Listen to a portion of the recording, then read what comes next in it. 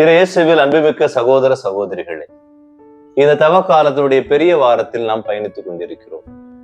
எனவே இந்த பெரிய வாரம் முழுவதும் இயேசு ஒரு குற்றவாளி, இயேசு ஒரு பாவி, இயேசு ஒரு தண்டனைக்குரியவர், எனவே அவர் தண்டிக்கப்பட்டார், அவர் சிலுவையில் அறையப்பட்டார் என்பதையெல்லாம் நாம் நினைவு கூறுகிறோம். ஆனால் நம் பாவங்களுக்காக, நம் குற்றங்களுக்காக, நம் தண்டனைகளுக்காக அவர் காயப்பட்டார், அவர் வேதனைகளை ஏற்றுக்கொண்டார், அவர் சிலுவையில் அறைந்து தன் உயிரை கொடுத்தார் என்பது நாம் அறிந்த உண்மை.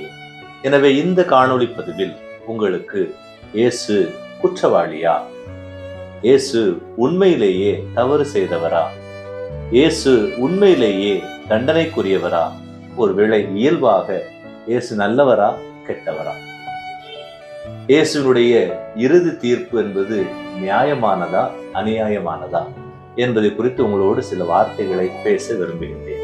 யோவான் நற்செய்தி 8ஆம் அதிகாரம் 46வது இறைவார்த்தையில் இயேசு சொல்வார், என்னிடம் பாவம் உண்டு என்று உங்களுள் யாராவது என் மேல் குற்றம் சுமத்த முடியுமா? இயேசு அந்த மக்களை பார்த்து கேட்கிறார். பரிசேயர், சதுசேயர், திருச்சட்ட அறிஞர்களை பார்த்து கேட்கிறார், என்னிடம் பாவம் இருக்கிறது என்பது உங்களால் அதை நிரூபிக்க முடியுமா என்று கேட்கிறார். ஏனென்றால் இயேசுவிடம் யாரும் குற்றத்தை காணவில்லை, இயேசுவிடம் ஒரு குற்றமும் இல்லை. ஒரு குற்றமும் இல்லாத இந்த மனிதனை எப்படி தண்டிப்பது என்று நாம் அழகாக திருவிவிலியம் முழுவதுமாக பார்க்கிறோம்.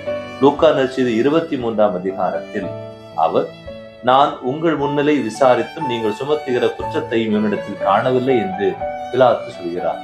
இதையே ஏரோது மீண்டுமாக உறுதி செய்கிறார். ஏரோது அதே வார்த்தைகளை சொல்கிறார், நான் இந்த பிலாத்து கூறியது போலவே அல்லது ஏரோது கூறியது போலவே இவனிடத்தில் ஒரு குற்றமும் காணவில்லை. எனவே ஏரோது, பிலாத்து இவர்கள் இருவருமே இவருக்கு எந்த தீர்ப்பையும், எந்த குற்றத்தையும், எந்த பாவத்தையும் இவரிடம் காணவில்லை.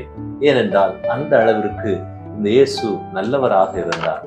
நல்லவருக்கு காலம் இல்லை, நல்லதுக்கு காலமில்லை என்று இயல்பாக சொல்வார். இளம்பிற்கின்றவர்களே, நான் ரொம்ப நல்லவனா வாழ்ந்துட்டு இருக்கிறேனே, எனக்கு மட்டும் ஏன் கஷ்டம் வந்துகிட்டே இருக்குது, எனக்கு மட்டும் ஏன் துன்பம் வந்துகிட்டே இருக்குது இந்த கேள்வியை போல இந்த இயேசுவும் நமது வாழ்வுக்காக தன் உயிரை கொடுத்தார். அவர் நல்லவர், அவர் தீங்கு செய்யவில்லை, அவர் தண்டனைக்கு உட்பட்டவர் அல்ல, அல்லது தண்டனைக்கு சிலுவை மரணத்தை பெற்றுக்கொள்கின்ற அளவிற்கு அவர் குற்றம், குறை, பாவம், தீமை, தீச்செயல் எதுவும் செய்யவில்லை என்பதற்கு சாட்சிகள் இருக்கின்றன.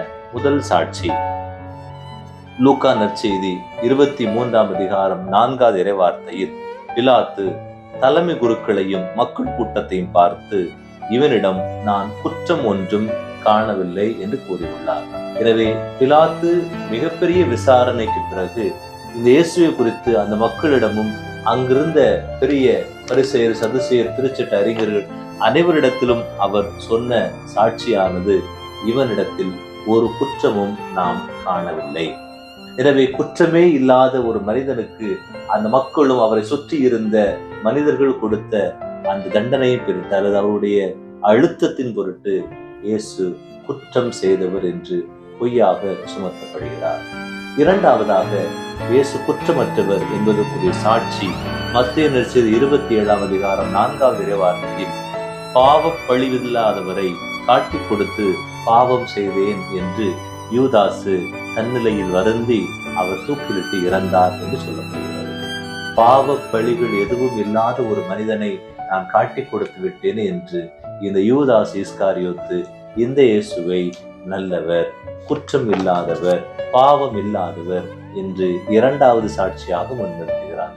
மூன்றாவதாக மத்தேயு நற்செய்தி 27ஆம் அதிகாரம் 19வது வார்த்தையில், பிலாத்து நடுவர் இறக்கி அமர்ந்த போது அவனுடைய மனைவி அவரிடம் ஆள் அனுப்பி, பிலாத்துடைய மனைவி ஆள் அனுப்பி சொல்கிறார், அந்த நேர்மையாளரின் வழக்கில் நீர் தலையிட வேண்டாம், ஏனெனில் அவர் பொருட்டு இன்றும் கனவில் மிகவும் துன்புற்று என்று கூறுகிறார். பிலாத்துவினுடைய மனைவி இந்த இயேசுவை நேர்மையாளர் என்று சொல்கிறார். எனவே இந்த பிலாத்து இந்த இயேசுவை நல்லவர் என்று சொல்கிறார், அவரிடத்தில் குற்றம் இல்லை என்று சொல்கிறார்.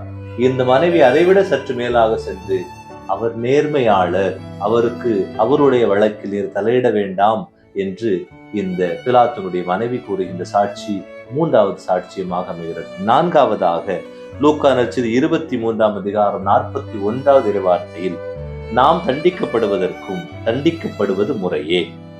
நம் செயல்களுக்கேற்ற தண்டனையை நாம் பெறுகிறோம்.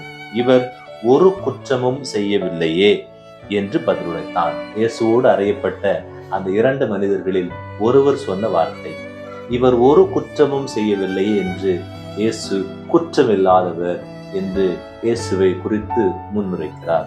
இறுதியாக நூற்றுவர் தலைவனுடைய சாட்சி லூக்கா நற்செய்தி 23:47 நூற்றுவர் தலைவர் இவர் உண்மையாகவே நேர்மையாளர் என்று கூறி கடவுளை புகழ்ந்தார் என்று சொல்லப்படுகிறது. அன்பிற்கினியவர்களே, 5 சாட்சிகள் நம் முன்னிலையில் இயேசு குற்றமற்றவர் என்பதை அவருடைய அந்த தீர்ப்பின் காலத்திலேயே உறுதிப்படுத்துகின்றார்கள்.